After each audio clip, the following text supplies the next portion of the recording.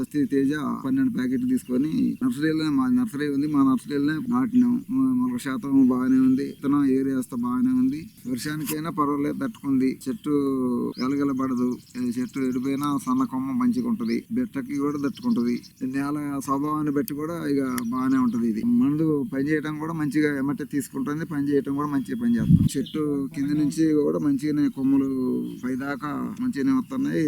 విత్తనం మండ గాని కాయ గాని ఒకే రకంగా ఉంది.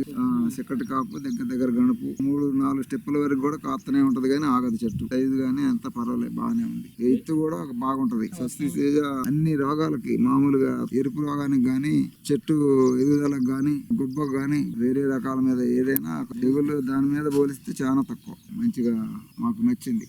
మళ్ళీ కూడా తట్టుకునే గుణం ఉంది. అందరూ వేసుకోవచ్చు, ఇది డౌట్ లేదు.